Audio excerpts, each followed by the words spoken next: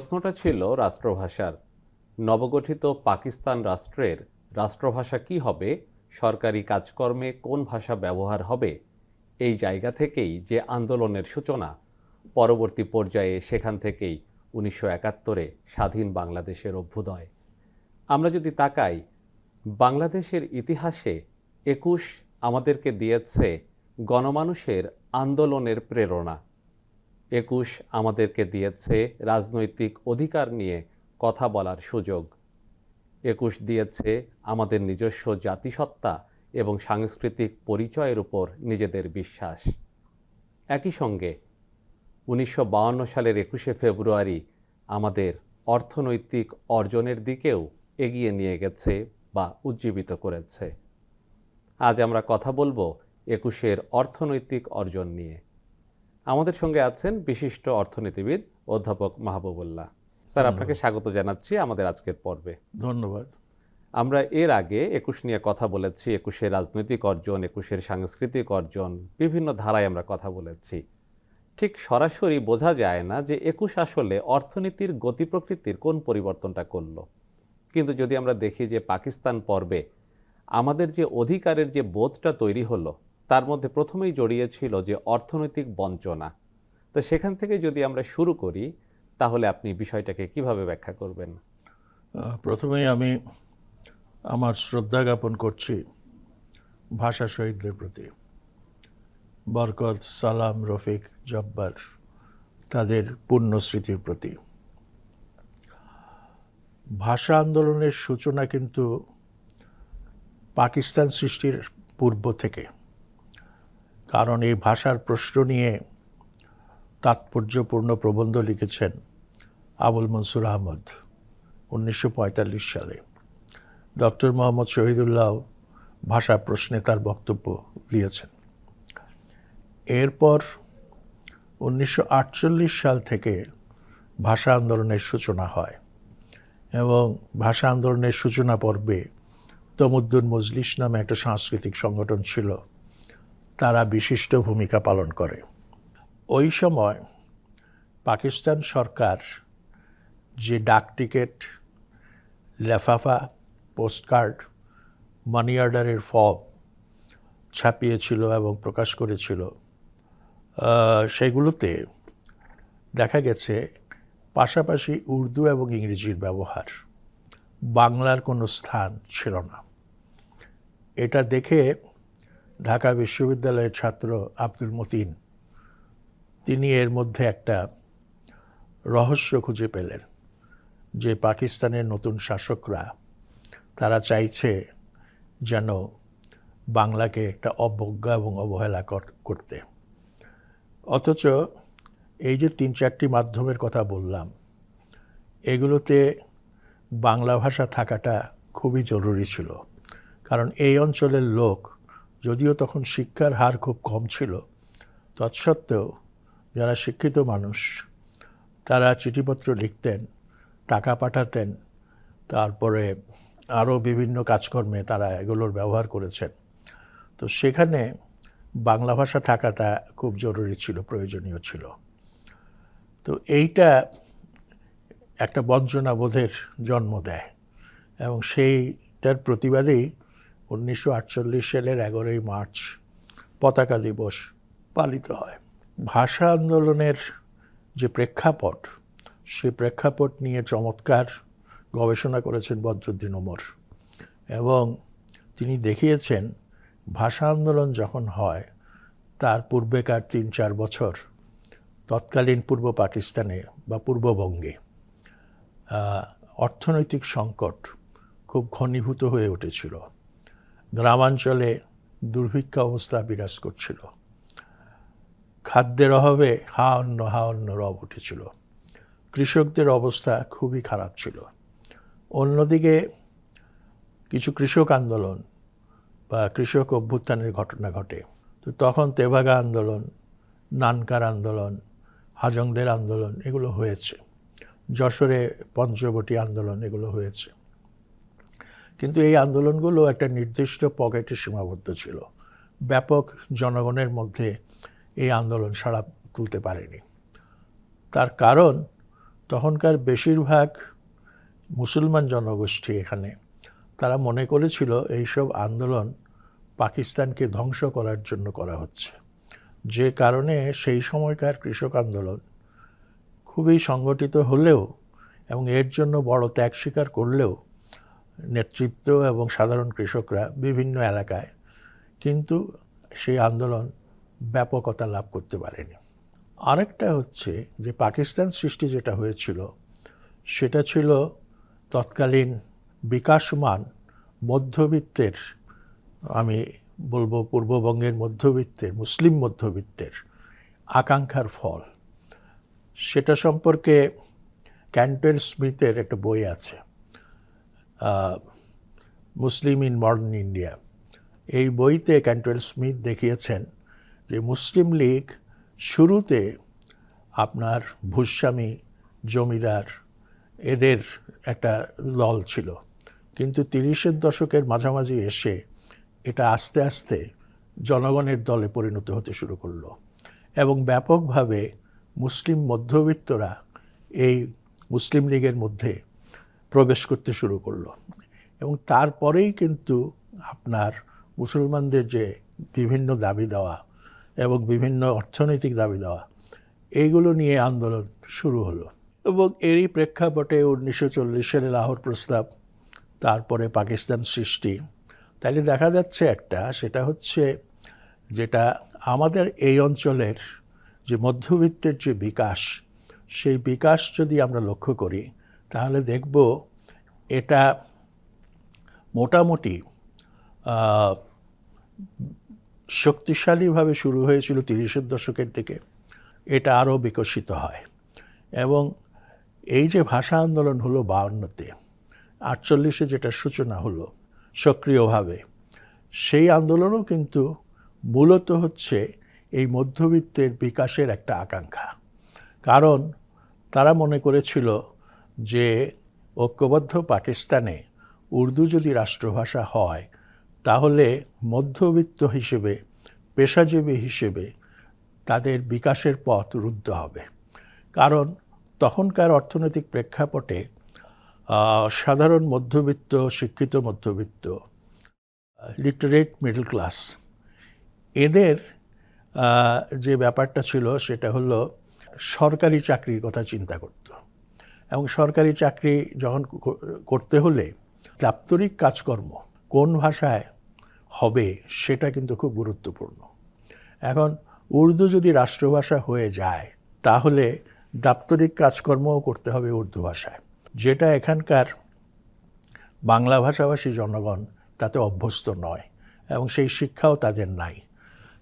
সুতরাং এক ধরনের যে বলা যেতে পারে বঞ্চনাবোধ এবং এক ধরনের ভীতি তাদের মধ্যে কাজ করেছে যে আমাদের অস্তিত্ব নিয়ে টান পড়েছে। এবং এর জন্যই কিন্তু ভাষা আন্দোলনটা একদিকে যেমন এটা আপনার এক ধরনের আবেগের বিষয় ছিল, অন্যদিকে এটা মধ্যবিত্তের স্বার্থের বিষয় ছিল। এবং আমরা যদি আরেকটু পর্যালোচনা করি সেটা হচ্ছে পলিটিক্যাল ইকোনমি বলতে যেটা বোঝায়, সেইটা যদি আমরা বিশ্লেষণ করি তাহলে দেখব যে পলিটিক্যাল ইকোনমি হচ্ছে সমাজে বিদ্যমান বিভিন্ন শ্রেণীর স্বার্থের জন্য লড়াইটা কিভাবে হয় এবং সেই স্বার্থ কিভাবে অর্জিত হয় এবং সেই স্বার্থ অর্জিত হওয়ার মধ্য দিয়ে কিভাবে একদিকে একটা শ্রেণীর বিকাশ ঘটে এবং অন্যদিকে পরাজিত শ্রেণীর বিলুপ্ত হয়। এই ধরনের প্রক্রিয়াই কিন্তু পলিটিক্যাল ইকোনমি বিশ্লেষণ করে।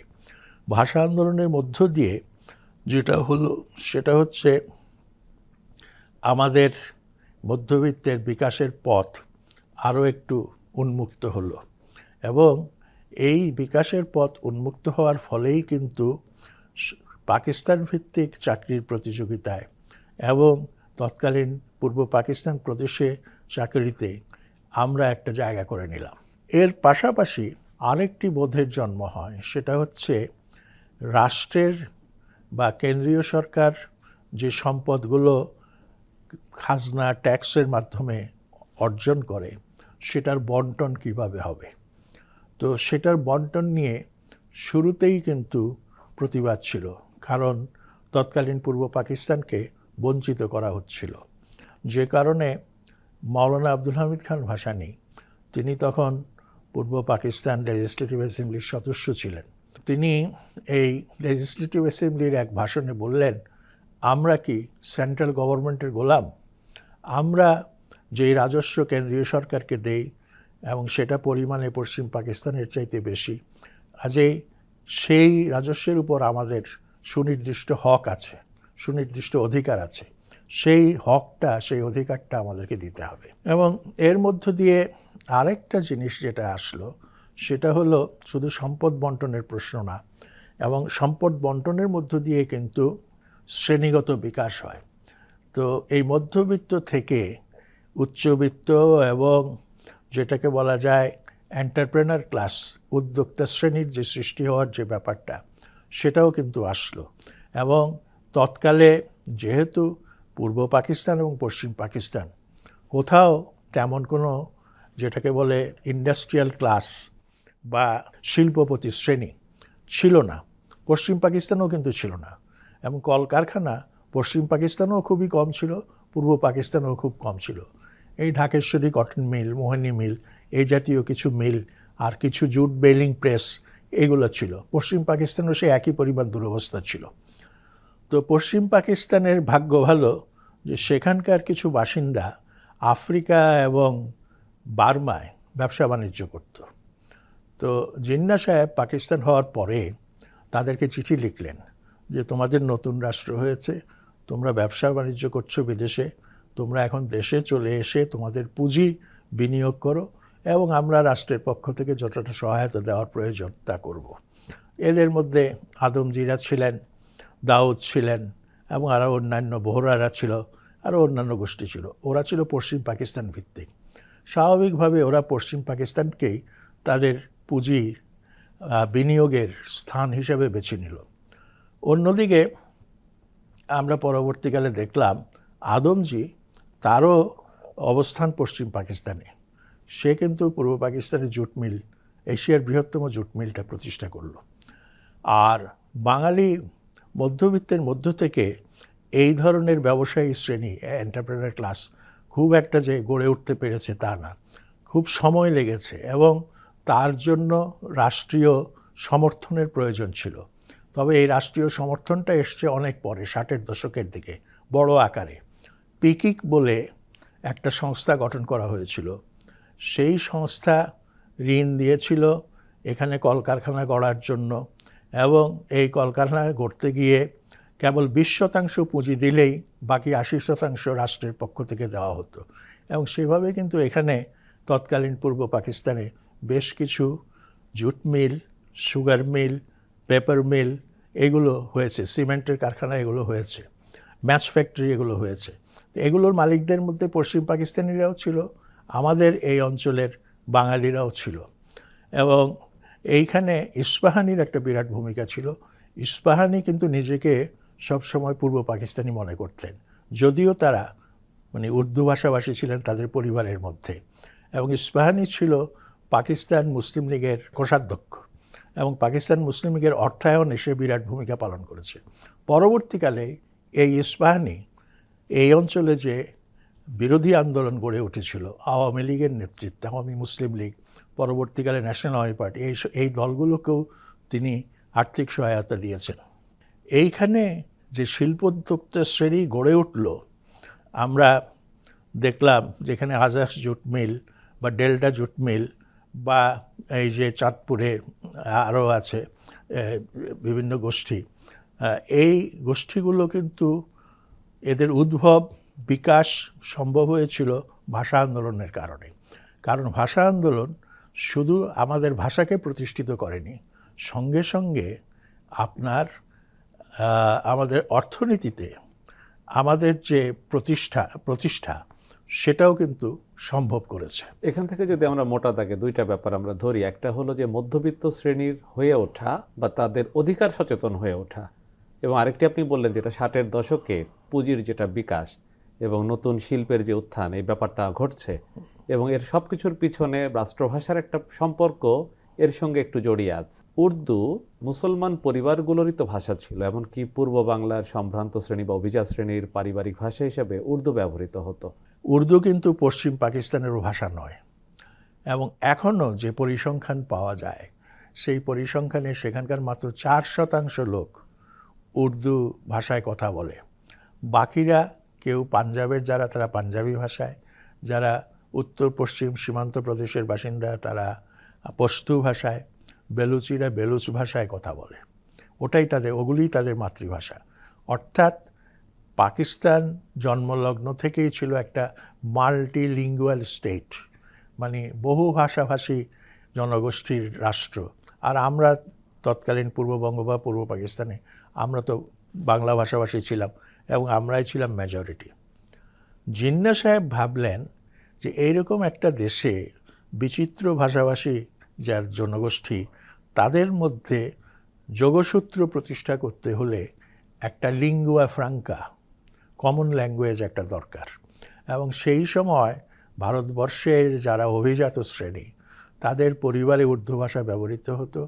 বিশেষ করে ইউপিসিপির যে মুসলিম মধ্যবিত্ত, যারা অনেকেই পাকিস্তান হওয়ার পর আপনার পাকিস্তানে হিজরত করেছিল, বিশেষ করে পশ্চিম পাকিস্তানে হিজরত করেছিল, তো এদের ভাষাটাকে বলা হলো যে উর্দুটা যে করেই হোক সবাই কম বেশি একটু বুঝতে পারে। কিন্তু তৎকালীন পাকিস্তানি শাসক গোষ্ঠী যেটা বুঝতে পারে নাই সেটা হচ্ছে যে ভাষাকে কেন্দ্র করে মানুষের আবেগ কত তীব্র হতে পারে। এবং ভাষা, এটাকে মাতৃভাষা বলা হয়, এবং ভাষাকে তুলনা করা হয়েছে যে শিশু মাতৃস্তন্য থেকে যেভাবে পুষ্টি পায়, যে কোনো জনগোষ্ঠী তার মাতৃভাষা থেকে একইভাবে পুষ্টি পায়, একইভাবে প্রেরণা পায়, একইভাবে শক্তি অর্জন করে, এবং তার আত্মপরিচয়ও নির্ধারিত হয় এভাবে। তৎকালীন মুসলিম লীগ এই ব্যাপারটাতে জবরদস্তি করলো, বাড়াবাড়ি করলো। এমনকি ভাষার দাবিতে যে আন্দোলন হলো সেখানে গুলিবর্ষণ করা হলো। সেটা পুরো জিনিসটাকে একেবারে, যেটাকে বলা হয় একটা অগ্নুৎপাতের মতো অবস্থার সৃষ্টি করেছে। তার ফলে কিন্তু শেষ পর্যন্ত বাংলাকে অস্বীকার করা সম্ভব হয়নি। 1956 সালে, বহু বছর পর, 47-এর পর, প্রায় 8 বছর পর, তৎকালীন পাকিস্তানের প্রথম শাসনতন্ত্র, যেটাকে বলে কনস্টিটিউশন, আমরা এখন এটাকে সংবিধান বলি, সেই শাসনতন্ত্র গ্রহণ করা হয় 56-র 23 মার্চ। তো সেইখানে শাসনতান্ত্রিকভাবে পাকিস্তানের রাষ্ট্রভাষা উর্দু এবং বাংলা পাশাপাশি থাকবে, এটাই কিন্তু স্বীকার করে নেওয়া হয়েছিল। এই ভাষা নিয়ে যদি দ্বন্দ্ব না হতো তাহলে আজকের যে বাংলাদেশ, সেই বাংলাদেশ আমরা দেখতাম না।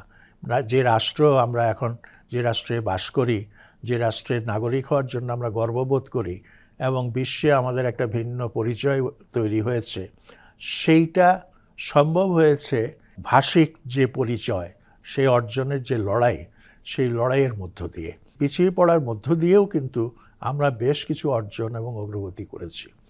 আমাদের এখানে নানা ধরনের শিল্প কারখানা গড়ে উঠেছে।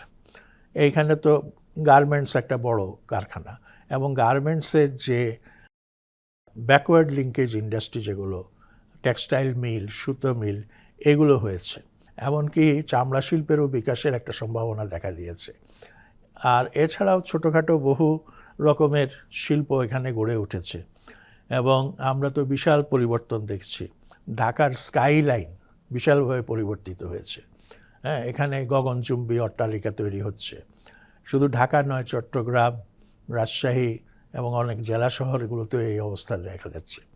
অর্থাৎ একটা পরিবর্তনের ছোঁয়া কিন্তু সর্বত্র লেগেছে, এবং এই পরিবর্তনটা সম্ভব হয়েছে আমরা একটা ভিন্ন সত্তা হিসেবে আমাদের যে প্রতিষ্ঠা, এবং ভিন্ন সত্তার থেকে ভিন্ন জাতিসত্তা, ভিন্ন রাষ্ট্রীয় সত্তা, এই যে প্রতিষ্ঠা, এই প্রতিষ্ঠার ফলে, এবং এই চেতনার থেকেই এই ভূমিতে আমাদেরকে কিছু করতে হবে, এই ভূমিকে সমৃদ্ধ করতে হবে, এই ভূমিকে উন্নত করতে হবে, এই ধরনের একটা প্রেরণা, এই ধরনের একটা চেতনা এখানে সৃষ্টি হয়। 21 তো অধিকারের কথা বলে, ভাষা অধিকার প্রথমত, কিন্তু এর ভিতরে লুকিয়ে আছে আসলে আরো অনেক ধরনের অধিকার। অধিকার নিয়ে আমরা খুব আলোচনা করি, কিন্তু অধিকার কিভাবে কার্যকর হয় সেটা নিয়ে আমরা খুব ভাবিও না, সেই সম্পর্কে আমরা খুব একটা অনুসন্ধান করতেও চাই না।